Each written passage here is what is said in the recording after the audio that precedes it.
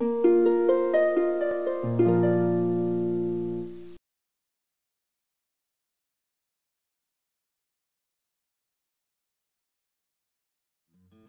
ketemu lagi di vlog Juru Baca bersama saya Hasan Asfahani. Kita ngobrolin puisi lagi. Dalam ilmu bahasa atau linguistik ada bab yang membahas tentang semantik. Mudahnya, semantik itu adalah bab yang membahas makna bahasa. Nah, dalam semantik itu kita menemukan antara lain pembahasan tentang hubungan kata dengan kata terkait dengan maknanya. Nah, kita akan membicarakan itu, bagian dari itu di vlog kali ini, dan bagaimana pengetahuan kita tentang itu bisa kita manfaatkan, bisa kita gunakan untuk menulis puisi yang berhasil. Ya, kita akan membicarakan apa itu hiponim dan hipernim, dan satu lagi apa itu meronim dan holonim. Ya. Nah, hipernim dan hipernim dan hiponim.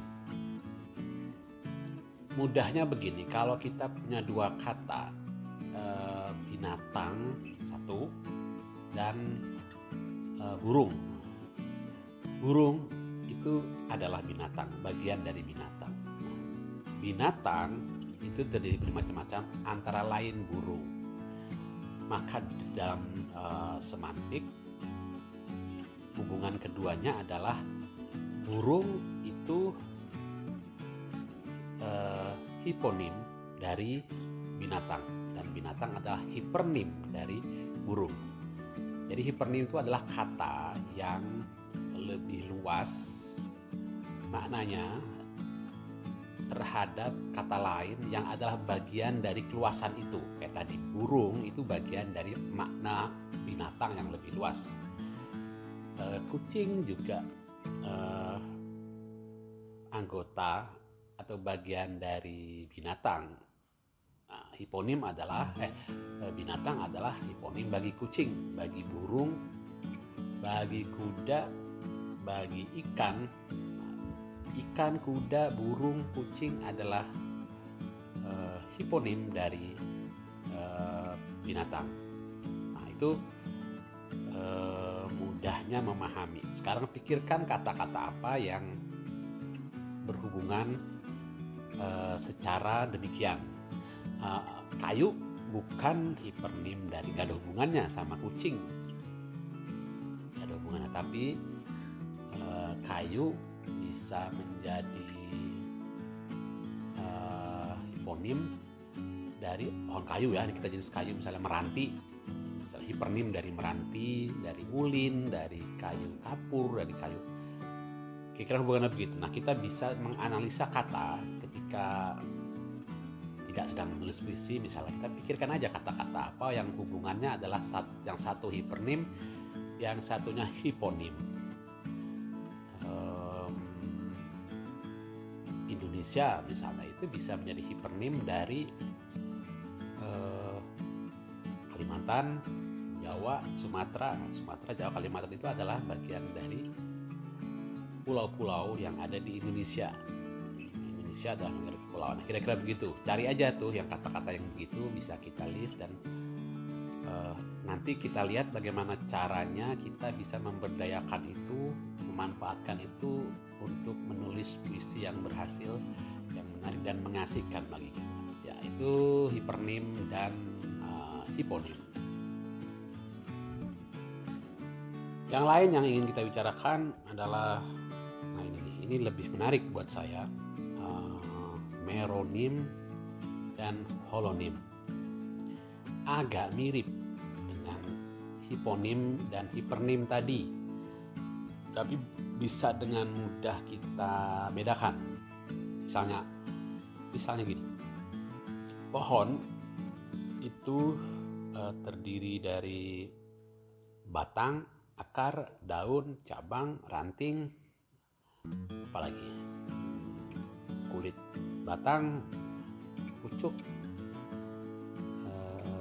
ya itu pohon terdiri dari yang kata-kata tadi. Maka pohon dalam semantik berposisi sebagai holonim bagi cabang, batang, akar, ranting, daun yang dalam semantik disebut meronim, bagian dari yang membentuk keseluruhan pohon. Pohon adalah holonim bagi kata-kata yang membentuknya tadi itu. Kata-kata yang membentuk tadi adalah meronim dari pohon. Nah, itu bisa kita bedakan tuh ya dengan hubungan antara hipernim dan hiponim tadi. Balikin lagi, kita pakai contoh lagi deh. Misalnya burung. Burung terhadap binatang, burung adalah hiponim, binatang adalah hipernim. Tetapi burung bisa juga menjadi hipernim bagi merpati, burung betet, burung nuri, betet, elang. Nah, burung dalam hal ini adalah hipernim dari merpati, nuri, elang, dan jenis-jenis burung lain. Tapi berbeda dengan hubungan holonim dan meronim tadi. Pohon itu bagian dari keseluruhan. Kalau bagian dari keseluruhan itu ya kata kuncinya ya. Tapi kalau hiponim dan hipernim, hiponim adalah anggota dari, bagian dari. Tanpa elang, tanpa merpati, ya burung tetap burung. Tapi tanpa pohon, tanpa daun misalnya, maka pohon akan menjadi bukan pohon atau kurang kelengkapannya. Nah, holonim itu, hipernim mengutuhkan holonim.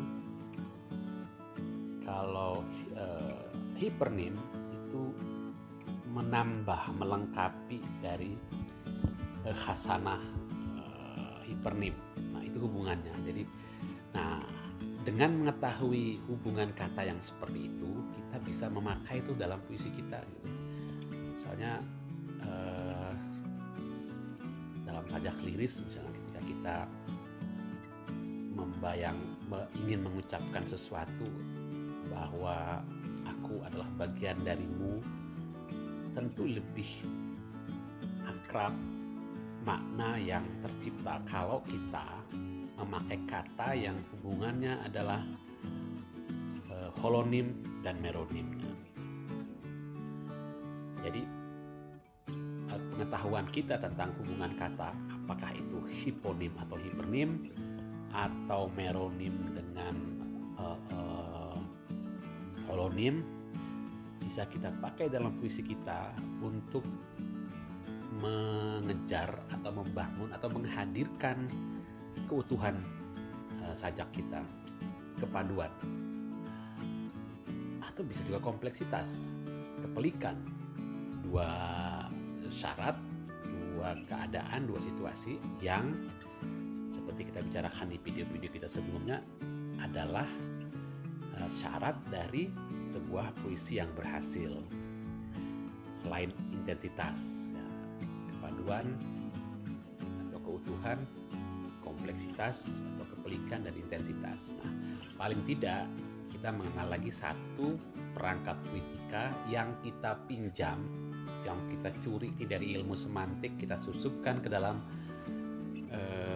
perangkat puitika gitu, yang baca sajak-sajak yang baik, kita bisa menemukan itu, menemukan bahwa kenapa ya kita merasa ini sajak kok enak banget, kok saya terasa utuh, terasa maknanya bermacam-macam. Barangkali karena kita menemukan hubungan itu, hubungan kata-kata dalam larik-larik dalam bait-bait yang dipakai penyairnya, tanpa kita sadari sebenarnya adalah punya hubungan antara tadi hipernim, hiponim, atau holonim dan meronim. Ya, paling asik atau paling mudah untuk memahaminya dengan mencoba menuliskan puisi dan memberdayakan pengetahuan yang bisa kita pakai menjadi perangkat puitika dalam puisi kita. Selamat mencoba ya. Terima kasih.